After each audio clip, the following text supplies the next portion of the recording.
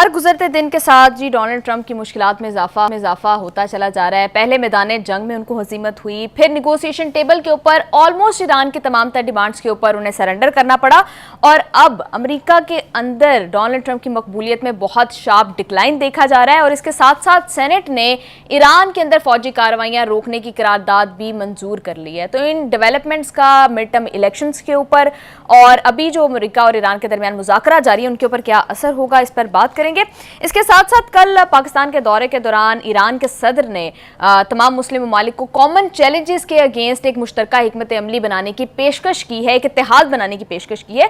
तो क्या कोई ऐसा इफेक्टिव, ऐसा वर्केबल मुस्लिम अलायंस बन सकता है, इस पर डिस्कशन करेंगे। इसके बाद प्रोग्राम के दूसरे सेगमेंट में विल डिस्कस 2 दिन पहले ख्वाजा आसिफ साहब ने एक टीवी चैनल के प्रोग्राम में कुछ ऐसी स्टेटमेंट दी जो काफ़ी कॉन्ट्रोवर्शियल हो गई और नौबत यहाँ तक आ गई कि आज बिलावल भुट्टो जरदारी साहब ने उनके इस्तीफे का मुतालबा कर दिया है। तो ये क्या मामला है, इसके ऊपर बात करेंगे। And in the last segment will discuss Khawaja Asif साहब ने अपोजिशन को एक मिसाक जमहूरियत करने की दावत दे दी है, तो क्या अपोजिशन इस ऑफर को एक्सेप्ट करेगी या नहीं, इस पर बात करने के लिए बढ़ते हैं सलीम बुखारी साहब के जाने। अस्सलाम वालेकुम सर, कैसे हैं आप? जी वालेकुम अस्सलाम, आप बताइए आप कैसी हैं? मैं बिल्कुल ठीक ठाक हूँ सर। सर आपने कुछ दिन पहले कहा था कि जब हाउस ऑफ रिप्रेजेंटेटिव से ये करारदाद मंजूर हुई थी, यानी डोनाल्ड ट्रंप के वॉर पावर को कम करने की, कर्टेल करने की एक रेजोल्यूशन हाउस ऑफ रिप्रेजेंटेटिव से पास हुई, तो आपने कहा था कि सेनेट से भी ये पास होकर रहेगी। तो आज वाकई ही ईरान के खिलाफ जो डोनाल्ड ट्रंप फौजी कार्रवाइयां कर रहे हैं उनको रोकने की करारदाद सेनेट से मंजूर हो गई है। How important is this?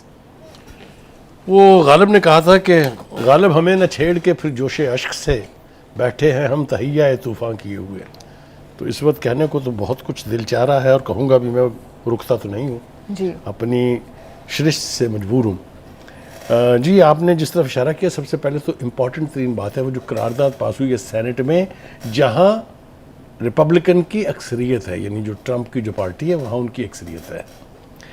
पहले जूतियाँ पड़ी हाउस ऑफ रिप्रेजेंटेटिव में और अब सेनेट ने भी आखिरी मोहर सब्त कर दी है कि mister Trump, what you have been doing is all nonsense. ये अभी मैं सर्वे का भी एक जिक्र करूंगा जिसने और ज़्यादा रोशनी इस पर डाल दी है कि भाई ने किया क्या है अमेरिका के साथ। तो एक तो ये है कि ये जो करारदाद की दूसरी सतह के ऊपर मंजूरी है, इसका मतलब ये है कि अब ये मिस्टर ट्रंप पर बाइंडिंग है, यानी जिसकी अपनी कौम कहे, जिसके अपने अदारे कहें कि ये जंग तुमने नाजायज़ छेड़ी थी और इसका अमेरिका को कोई फ़ायदा होने के बजाय उल्टा नुकसान हुआ है, तो मुझे बताएं मेरे आपके कहने की कोई गुंजाइश बाकी रहती है? ये जो करारदाद मंजूर हुई है उसका अगर आप मतन देखें और उसके बाद जो वो चक शूमर साहब जो हैं, जो उसने बैंड बजाई है ट्रंप की, वो अगर आप देखें, और बहुत कम गुंजाइश रह जाती क्योंकि ये वो आईना दिखा रहे हैं ना उसको, और जिस फोरम पे खड़े होकर वो बात कर रहे हैं उस पर आप आंखें बंद नहीं कर सकते, आप खामोश नहीं रह सकते उसके ऊपर। उसने क्या कहा? उसने कहा एक तो अमेरिका का सदर गुम गया, कहीं हमें उसकी तलाश है, कहाँ है वो। और वो कहते हैं कि ये टीवी के ऊपर बैठ के जो ड्रामे वो करते हैं, इसका ना सियासत से कोई ताल्लुक है ना डिप्लोमेसी से कोई ताल्लुक है, वो बस अपना तमाशा लगाते हैं डुगी की तरह से, वो बैंड बजा के अपनी और बातों में गुम करके चले जाते हैं। देखिए इस करारदाद के बारे में मैंने, जैसा आपने मेंशन भी किया, मैंने पहले कहा था कि ये जो 4 रिपब्लिकन का डेमोक्रेट के साथ वोट देना है, ये अच्छा ओमन नहीं है ट्रंप के लिए। वही कुछ यहाँ सेनेट में भी हुआ जहाँ दावेदार थे ट्रंप और उनके साथी कि हमारी अक्सरियत वहाँ है, जब तक ये रेजोल्यूशन वहाँ से पास नहीं होगी ये बाइंडिंग नहीं है। अब तो ये बाइंडिंग हो गई है, तो एक तो ट्रंप को अब होश आ जाना चाहिए, पहली बात तो ये है। दूसरी बात ये है कि एक रिपोर्ट शाया हुई है अक़वाम मुत्तहिदा की, आज़ाद तहकीकाती कमीशन जो है उसको मैं थोड़ा ऊपर लेके आके उसकी बात करना चाहता हूँ। इस अक़वाम मुत्तहिदा की रिपोर्ट जो है, इसको आप कह सकते हैं कि दिल दहला देने वाली रिपोर्ट है। किसी इंसानी हुकूक के अलंबरदार जो हैं, किसी ज़मीर के डोंगरे बजाने वाले जो यूरोपीय लीडर्स हैं, मुसलमानों का तो मातम मैं हमेशा करता रहता हूँ, मैं फिर भी करता रहूँगा, किसी के कान पर जूं रेंगी। बच्चों को किस रुथलेस तरीके से नस्ल कुशी के तौर पर शहीद किया गया, जिस तरीके से स्कूलों को टारगेट किया गया, उसके ऊपर कोई बोला? ये जितनी गुफ्तगू आप सुन रहे हैं, मैं नाम लेना नहीं चाहता हूँ, एम्बैरसमेंट होगी, जितने मुसलमान लीडर बोल रहे हैं उनमें से किसी की ज़बान फूटी कि वहाँ गजा में क्या किया इन्होंने, किसी की जबान फूटी कि ये ट्रंप जो दुनिया का सबसे बड़ा मामा बनता है, इसकी एयरफोर्स ने 168 मासूम बच्चियों की जान ली, बोला कोई इसके ऊपर? मैं क्या कहूं इनको, मैं तो सिर्फ इनका मातम कर सकता हूं। वैसे भी आजकल मुहर्रम है, आपको पता है। तो कहने का मतलब ये है कि जब हम इस किस्म की मुजरमाना खामोशी इख्तियार करेंगे, फिर मुसलमानों के साथ जो हो रहा है ठीक हो रहा है। ये मुझे शर्म आ रही है ये कहते हुए कि इनकी मुजरमाना खामोशी ने उन कुव्वतों को स्ट्रेंथन किया है जो कुराए अर्ज से मुसलमानों को मिटाना चाहती है जी। ये शर्मनाक बात है। दूसरी बात यह है कि हमारा मसला यह है कि हमारे मुसलमान लीडरों को ट्रंप की कासालिसी से फुर्सत मिलेगी तो तभी तो वो किसी इस किस्म के इशू के ऊपर आवाज़ उठाएंगे ना। एक बात तो ये हो गई। दूसरी तरफ यह है कि मिनाब 168 ये नारा जो है ये पूरे आलमी ज़मीर के ऊपर हर लहजा लानत भेज रहा है।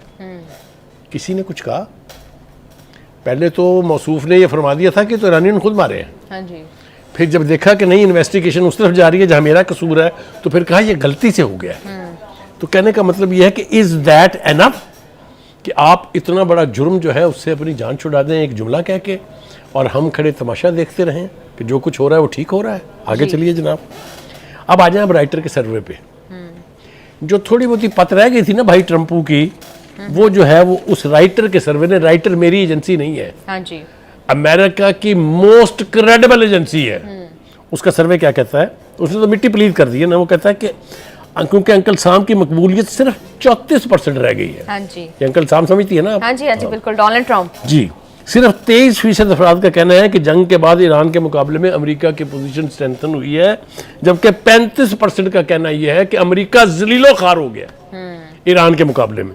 50% कहते हैं कि ये तनाज़ा अपने अखराजात और नताइज के एतबार से फ़ायदेमंद नहीं रहा। जी। देखिए, मुझे तो उन मुसलमान रहनुमाओं की हालत पर रहम आता है जो भाई ट्रंपो की खुशामद में सुबह से शाम तक ले, उनका अपना मीडिया, उनके अपने लीडर्स, उनके अपने इलेक्टेड हाउसेस क्या कह रहे हैं।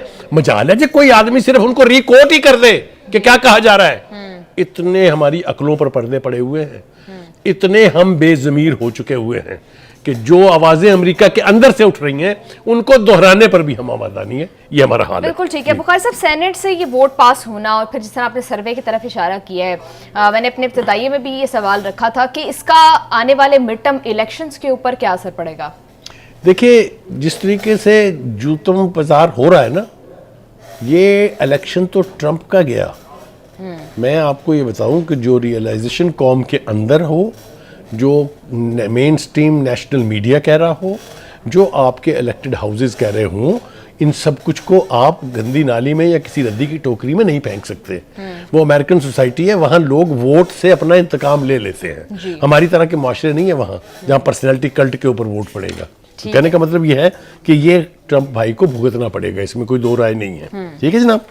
दूसरी बात यह है जी कि अपने बुखारी साहब, ये सिर्फ जो वोट अगेंस्ट डला है सेनेट में, ये क्या सिर्फ ईरान के मामले के ऊपर है या जनरली भी अब डोनाल्ड ट्रंप से जो उनकी अपनी पार्टी है यानी रिपब्लिकन पार्टी, वो किनारा कशी इख्तियार कर रही है? देखिए, इस वक्त ट्रंप क्या कर रहा है? ट्रंप के पास सिवाय इस मिडिल ईस्ट की वॉर के और इशू क्या है? आप बताइए। उससे पहले उसने वो लोगों को निकालने वाली मुहिम की, वो भी नाकाम हुई। सुप्रीम कोर्ट ने अल्टीमेटली उसको रद्द कर दिया। दूसरा ले दे कि पिछले कई महीनों से वो यही कर रहे हैं। तो इसके हिसाब से भी जो कुछ हो गया वो आपके सामने है। देखिए, गुजारिश ये है, 2-3 बातें।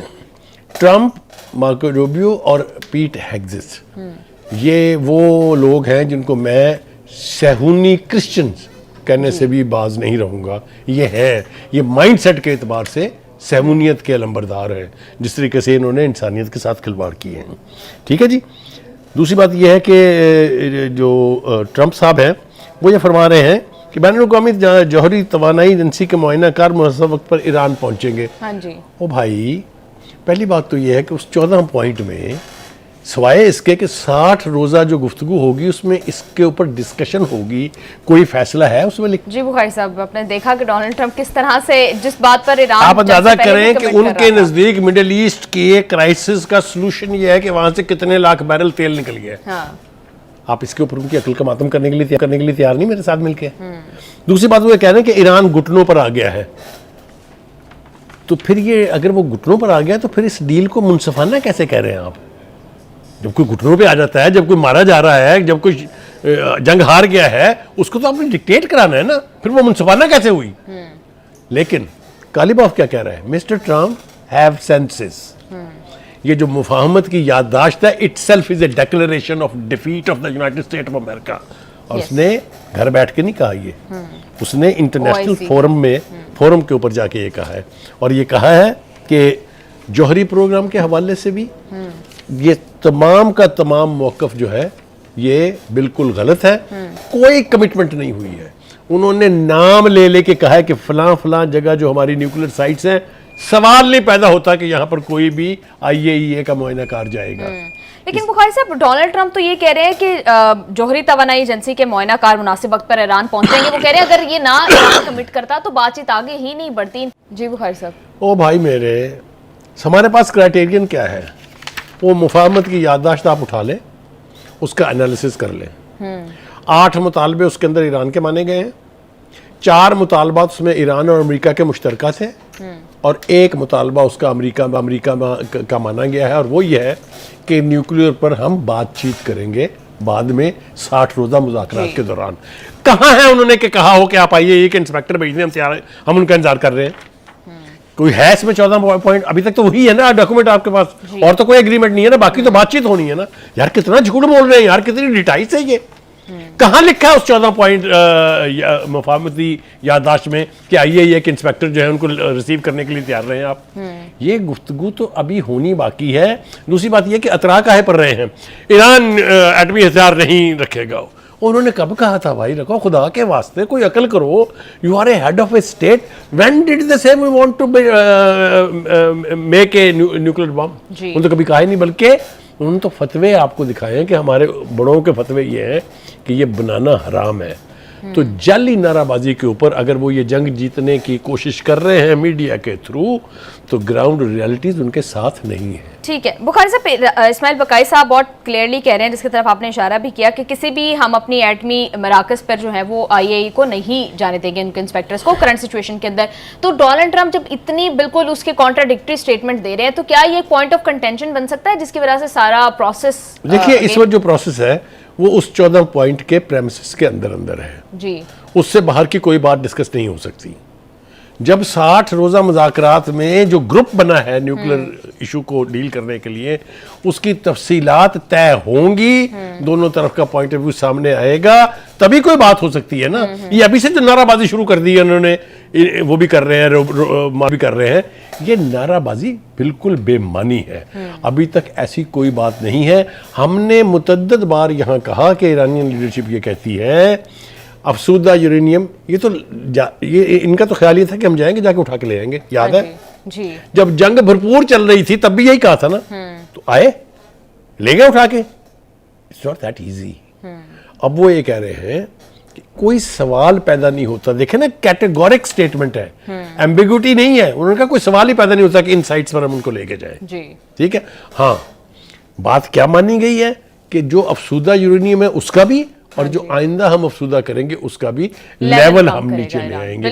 और खुदा के वास्ते इस बात में और इस बात में कितना फर्क है, आपको तय कर लीजिए। बुखारी साहब, इस्माइल बकाई साहब ने एक और बड़ी इंपॉर्टेंट बात की। उन्होंने कहा कि ईरान अपने मुंजमद असासे किस तरह से इस्तेमाल करेगा, इसके हवाले से कोई पाबंदी, कोई रुकावट नहीं होगी। जबकि डोनाल्ड ट्रंप ये कह रहे हैं कि जो भी असासे रिलीज किए जाएंगे ईरान के, वो फर्स्ट ऑफ ऑल अमरीकी बैंक्स के अंदर रहेंगे, सेकेंडली वो सिर्फ अमरीका की फॉर्म प्रोडक्ट्स ईरान खरीद सकेगा उन असासों से। देखिए, ये आफ्टर थॉट्स है। जो 14 पॉइंट में है वो ये है कि जो टोटल असासे हैं उनका निस्फ जो है, यानी 24 अरब के असासे हैं, 12 अरब रुपए 6-6 अरब की 2 किस्तों में अदा किए जाएंगे। वहां कोई प्रोवाइजो है उसके साथ कि कैसे दिए जाएंगे, किसको दिए जाएंगे, क्यों दिए जाएंगे? ये सारे आफ्टर थॉट्स हैं। ये आफ्टर थॉट्स है फेस सेविंग के लिए, ये आफ्टर थॉट्स है जो लुट रही है इज्जत, उसको बचाने के लिए। इसलिए इनको आप इनके बयानात से ज्यादा अहमियत ना दें। होगा वही, कुछ इन ग्रुप्स में भी डिस्कशन वही होगी जिसका प्रेमिसेस उस मुफाहमती याददाश्त में है। There will be nothing beyond that. ठीक है जी। मिसाल के तौर पर जो ट्रंप है वो ये कह रहे हैं कि जनाब ईरान जो है ये इस खित्ते का, यानी मिडिल ईस्ट का बदमाश है। हाँ जी। बदमाश वहाँ एक ही पेट है जिसका नाम नेतन्याहू है, और दूसरा वहाँ की सहूनी रियासत है जिसका नाम इसराइल है। जो कत्लो गारत खूनरेजी उन्होंने की है, जरा कभी शुमार तो करके देखें पिछले 70 साल से, आज से नहीं। कोई बोला किसी के पेट में दर्द हुई है, किसी ने कहा है कि ये बदमाश है? तो कहने का मतलब यह है कि वो बर्फ गिरती है तो बेचारे मुसलमानों पर, जो कह रहा है मुसलमानों पे गिरना है, ये मुबर्रा है हर किस्म की क्रिटिसिज्म से। ओ हमें होश करनी चाहिए, हमें मुसलमानों को होश करनी चाहिए, वरना मलिया मेट कर देंगे ये कुव्वतें जो हमारे खिलाफ इस वक्त बरसरे पैकार है। बिल्कुल बुखारी साहब, आपने इशारा कर ही दिया इस तरफ के मुसलमानों को जो है होश के नाखून लेने चाहिए। कल जब सदर मसूद पज़ेश्कियान पाकिस्तान के दौरे पर थे, उन्होंने बड़ी इंपॉर्टेंट बात की और आप भी बहुत सारे प्रोग्राम्स में इसकी तरफ इशारा कर चुके हैं कि ईरान पोस्ट वॉर, जब मैं आपसे पूछती हूँ कि मिडल ईस्ट कैसा होगा, तो आप कहते हैं कि ईरान खित्ते के बाकी ममालिक के साथ अपने ताल्लुकात बेहतर करेगा। उसी तरफ कल सदर मसूद पज़ेश्कियान ने इशारा किया, उन्होंने कहा कि जो कॉमन चैलेंजेस हैं उसके खिलाफ उम्मत मुस्लिमा को एक मुश्तरका हिकमत अमली, एक इत्तेहाद बनाने की जरूरत है। Do you think it is practically possible? देखिए, पहली बात तो यह है कि अभी तो जंग सिमटी नहीं है ना पूरी तरह से, जंग को सिमटने दीजिए। उसके बाद आप देखिएगा कि यही खलीजी रियासतें जो गुलाम रही हैं अमेरिका की, कैसे उनको आंखें दिखाएंगी। मैं आपको 2 इशारे दे देता हूं, सिर्फ आगे आप अपना नतीजा खुद अखज़ कर लीजिए।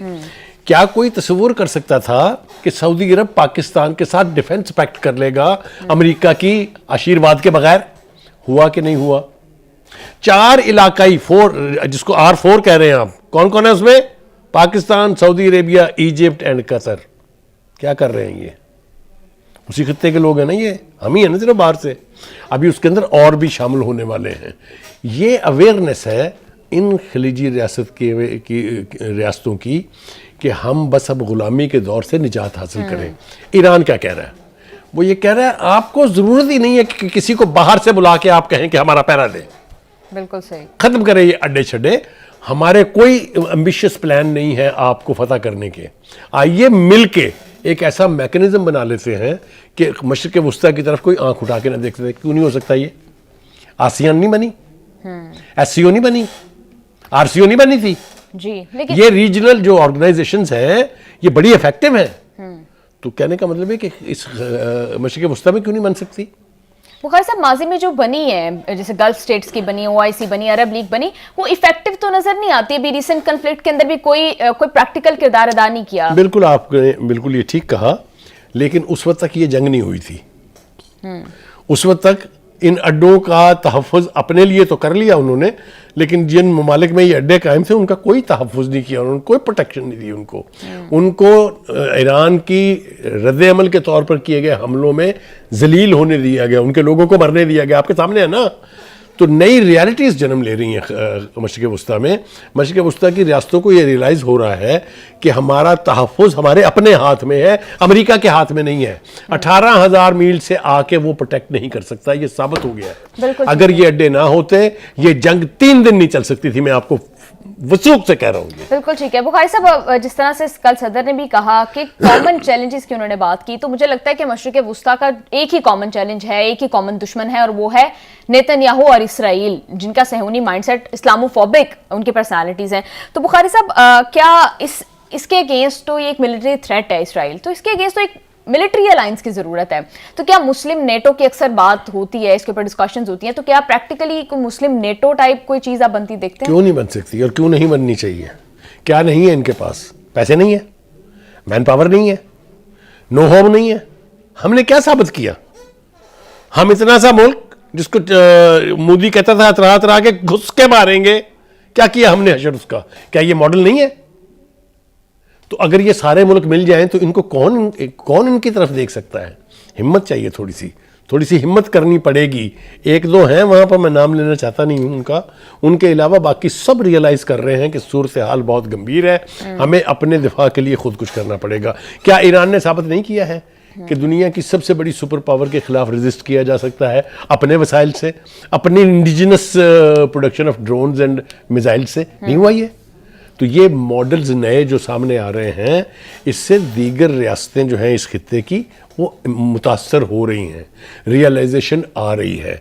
आज के 10 साल के बाद मशरिक़ वुस्ता क्या होगा, nobody knows it today। बिल्कुल ठीक है। और बुखारी साहब, जिन ममालिक का उन्होंने नाम लिया उसमें पाकिस्तान, सऊदी अरब, मिस्र, तुर्किया और कतर शामिल हैं, तो क्या यही एक ब्लॉक बनेगा या दीगर रियासतें भी इसमें शामिल हो सकती हैं? देखिए, मैं तो ऑप्टिमिस्ट हूँ। मुझे तो लग रहा है कि जो हमारा मुआहदा दिफाई मुआहदा हुआ है सऊदी अरब के साथ, उसी नौइयत का एक अलायंस बनने जा रहा है। ठीक है। मे भी इस वक्त ये ऐसे लगे कि मैं को बहुत बड़ हाँक रहा हूँ, लेकिन इसी तरीके से होता है, दुनिया भर में होता है, इसी तरह से है। कल तक सऊदी अरब का किसी मुसलमान मुल्क के साथ डिफेंस पैक्ट करने का कोई तसव्वुर नहीं कर सकता था, हुआ ना। आज आपने देखा कि जो सऊदी अरब की लीडरशिप है, क्या वो उसी तरह के खुशामदी बयान जारी कर रही है अमेरिका के लिए? क्या वो इब्राहिम अकॉर्ड का हिस्सा बनने जा रही है? अभी तो वो इशू आना है, अभी तो उसके ऊपर जिस सर्दमोरी का सामना है ट्रंप को, और मजीद होगा, आप सोच नहीं सकते उसके बारे में। मैंने यहां मेंशन किया, बार बार मैं चैलेंज करता हूं, ट्रंप ने कॉन्फ्रेंस कॉल की सारी खलीजी रियासतों के लीडरशिप को लाइन पर लेके, और कहा कि इसके ऊपर दस्तखत कर दें वरना मैं सीज फायर नहीं करूंगा। एक आदमी नहीं बोला, 2 मिनट तक ही held the phone and then put it down. ये नई रियलाइजेशन नहीं है, ये मैं कह रहा हूं कि नई रियलिटीज जन्म ले रही हैं, और अमेरिका के इस खिते से छुट्टी होने का टाइम बहुत बहुत करीब है। और अगर अमेरिका यहां से भाग गया या भगा दिया गया तो इसराइल को की औकात ही क्या है, 2 घंटे नहीं खड़ा हो सकता। बिल्कुल ठीक है बुखारी साहब। इसके साथ अमेरिका के वजीर खारजा मार्को रूबियो जो है वो कह रहे हैं कि अपना हरमुज पर अपोल टैक्स या फीस आयद नहीं कर सकता। मेरे ख्याल से ये भाई भी अकल से पैदल है, ये कहता है दुनिया में कहीं ये नहीं होता। पनामा क्या है, नेट सुएज क्या है, ये 2 मॉडल नहीं है आपके पास? लेते हैं कि नहीं वो खराज? लेते हैं फीस के नहीं लेते हैं टोल के नहीं लेते? Why not Iran? ये जो वाटर है, एक तरफ ओमान है, दूसरी तरफ ईरान है, और ईरान और ओमान इस हवाले से दोनों एक पेज पर है जी। ठीक है। कहने का मतलब ये है कि आप होश के नाखिन लें, दुनिया की रियलिटीज को देखें। आप इतनी बड़ी जो मुल्क है उसके वजीर खारजा, आपको यही नहीं पता कि दुनिया में कहाँ कहाँ टोल दिया जा रहा है? ये तो हाल है इनका। एनीवे, दूसरी बात यह है, एक बात मैं और करना चाहता हूँ, रह जाएगी वो। एक इसराइल के मिनिस्टर हैं जिनका नाम है अतमार बिन गुएर। अकल से तो वो पैदल हमेशा से हैं, उन्होंने जो बढ़के मारी हैं उसका मैं जवाब देना चाहता हूँ। वो फरमा रहे हैं कि इसराइल ईरान के खिलाफ अकेला भी कार्रवाई कर सकता है। वो भाई पहले 70 साल में तो नहीं की आपने, जब तक आपको अब्बा हजूर साथ नहीं आए। अब आप करके देखें, क्या पिद्दी का शोरवा, इसकी क्या औकात है। मैं इसके बारे में, ये तो तुम्हारा बाप ट्रंप पूरी फौजी कुव्वत के साथ ईरान के ऊपर हमलावर ना होता तो फिर आप मुझे कुछ करके दिखाते तो वो हमलावर होकर कुछ नहीं कर सके, सुपर पावर कुछ नहीं कर सकी। ये बात उनको नहीं समझ में आ रही मैं तभी तो मैं चिल्लाता हूँ इतना जोर जोर से। दूसरी बात यह है कि अगर अमेरिका पीछे हट गया, अगर आप इस खित्ते में अकेले रह गए, आपकी बदमाशी बढ़ जाएगी सारी। वो बकौल शेर अफजल मरवत के, तो ये जो बदमाशी है ना, ये उसी वक्त तक कायम है जब तक आपको अमेरिका के आशीर्वाद हासिल है। बिल्कुल ठीक है जी। बुखारी साहब, मार्को रूबियो ने एक और इम्पोर्टेंट बात की। उन्होंने कहा कि खत्ते में कशीदगी के खात्मे के लिए ईरान से मुंसलिक मुसल्लह गिरोहों की सरगर्मियों का खात्मा जरूरी है। एक दफा फिर से प्रॉक्सीज का इशू उठा दिया गया है, जबकि मेमोरेंडम ऑफ अंडरस्टैंडिंग में ईरान ने बहुत क्लियरली कहा था कि इस मामले पर कोई बातचीत नहीं होगी। देखिए, मैंने कहा ना कि ये मुसलमान क़यादत जो है ये उसकी नाअहली है। अगर वो इन प्रॉक्सीज को खत्म करने की बात कर रहे हैं, तो जो नस्ल कशी का मुजरिम है, जिसको आलमी अदालत इंसाफ ने नस्ल कुशी का मुजरिम करार दे के गिरफ्तार करने के ऑर्डर पास किए हुए हैं, पहले तो उसको खत्म करें ना आप। जिसने 75,000 के करीब इंसानी जानों से खिलवाड़ किया गजा में, जिसने 2.5-3 लाख के करीब लोगों को अपाहज किया, जिसने एक पूरी सरजमीन को जो इतनी आबाद और इतनी वो थी उसको कब्रिस्तान बनाया, उसको कुछ ना कहे। इन प्रॉक्सीज को, जिनको वो प्रॉक्सीज कहते हैं, they are freedom fighters, they are fighting for the land.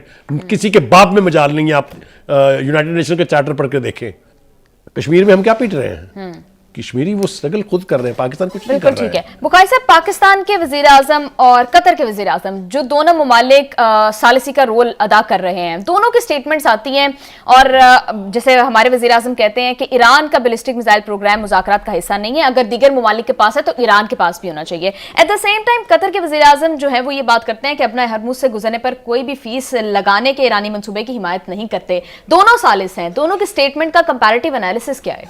देखिए, पहली बात तो ये है कि हमें एनालिसिस करने की जरूरत नहीं है, रियलिटीज आर विजिबल। सारी दुनिया जो है वो देख रही है। मुझे समझ में आती है ईरान कतर के जो वज़ीर आज़म हैं उनका ये बयान है। उन्होंने ये फरमाया है कि अमेरिका के आबनाए हुर्मुज़ की नाकाबंदी पर तो उनको कोई एतराज़ नहीं था। ठीक है, आबनाए हुर्मुज़ बंद किसने कराई? क्यों कोई कहता है ये मुंह टूट जाएगा इनका अगर ये कहेंगे कि भाई अमेरिका, ये तो आपने हुर्मुज़ खोली थी सबके लिए, ये तो आपकी नाहली और आपके घटियापन की वजह से इसके ऊपर पाबंदियां लग रही हैं। ईरान ने पहले कभी मांगा था टोल? जब आप किसी मुल्क की इंडिपेंडेंस, किसी मुल्क की सॉवरेनिटी के ऊपर अटैक करेंगे तो फिर वो अपना हक तो इस्तेमाल करेगा ना। वो कहते हैं कि दीज आर आवर वाटर्स। बिल्कुल बुखारी साहब, इन बयानात से ऐसे नहीं लग रहा कि कतर नुमाइंदगी कर रहा है या टिल्टेड है टुवर्ड्स अमेरिका एंड पाकिस्तान। हमेशा से है। अभी देखा नहीं आपने कितना बड़ा जहाज उन्होंने तोहफे के तौर पर इस ट्रंप को दिया, जिसको दुनिया और उसकी अपनी कौम पागल कह रही है। बिल्कुल ठीक कह रहे हैं बुखारी साहब।